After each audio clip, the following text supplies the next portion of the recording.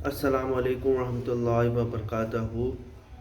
अभी ओवैस इकबाल साहब और अहमद मुराद का मैं वीडियो देख रहा था।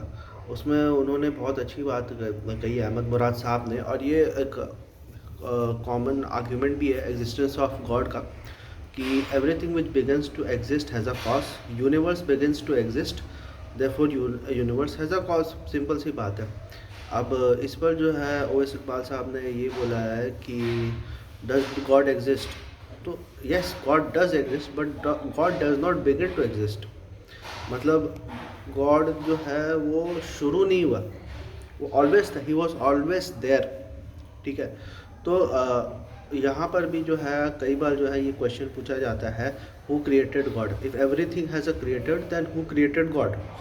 तो सबसे बड़ी बात तो ये है कि everything does not have a creator, only created thing has creator. कि जो चीज़ जो है वो जो चीज़ जो क्रिएटेड थिंग्स है सिर्फ उसका क्रिएटर है। अब अगर हाँ किसी भी चीज़ को हम ये मुतय्यन कर लेते हैं कि ये क्रिएशन है, तो जाहिर सी बात है उसका क्रिएटर होगा। ठीक है। तो अब आप जो है सबसे पहले जो है मिसाल आप ले लीजिए ह्यूमन बीइंग की। तो आप ह्यूमन बीइंग को क्रिएटर समझते या क्रिएशन समझते हैं? ठीक है।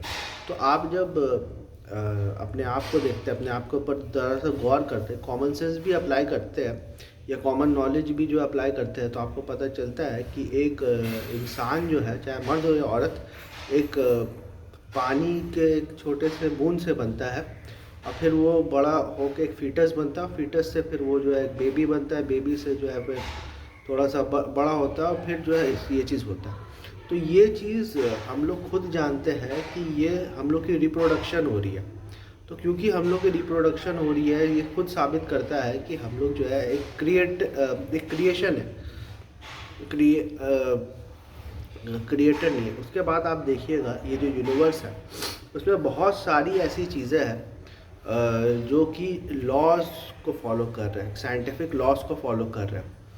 ठीक है। तो जो भी चीज़ लॉ को कोई फॉलो करता है तो वो क्रिएशन नहीं होता है, वो सॉरी वो क्रिएटर नहीं होता है, वो क्रिएशन होता है, क्योंकि वो खुद जो है लॉ का पाबंद होता है। ठीक है। बहुत सारी चीज़ें हम लोग यूनिवर्स के अंदर भी देखते हैं जो कि लॉस के पाबंद है।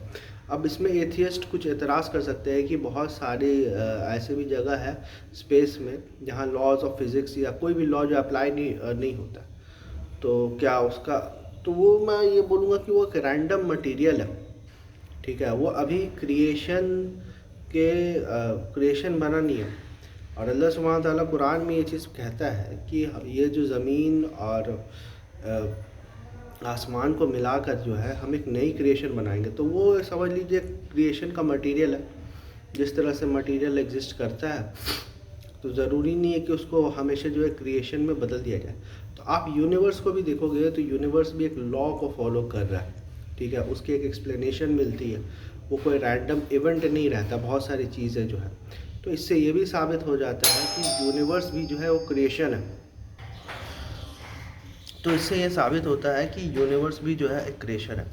अब यूनिवर्स अगर जो क्रिएशन है, तो जाहिर सी बात है जो क्रिएशन है उसका क्रिएटर होना लाजमी है।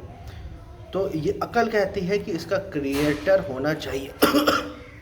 अभी मैं ये नहीं बोल रहा हूँ कि इसका क्रिएटर है कि नहीं, लेकिन अक्ल और फितरत ये ज़रूर कहती है कि इसका क्रिएटर होना चाहिए। ठीक है। उसके बाद ये तो अभी तक तो मैं रिलीजन तक पहुँचा ही नहीं हूँ। ठीक है। अभी तो मैं रिलीजन तक पहुँचा ही नहीं। तो उसके बाद जब मेरी अकल ये बात मान लेती है कि यार एक क्रिएटर होनी चाहिए, उसके बाद जब मैं बाहर निकलता हूँ तो जो नॉलेजेस प्रेजेंट होते हैं उसमें मैं देखता हूँ कि हाँ रिलीजन तस्दीक करती है, नबियों के जो जो ख़बर है वो तस्दीक करती है कि आपका एक क्रिएटर है, और फिर आपसे ये तकाजा किया जाता है कि आप इस दुनिया में क्यों आए। ठीक है। ये हमें नबियों की तारीख से पता चल जाता है ऑलरेडी।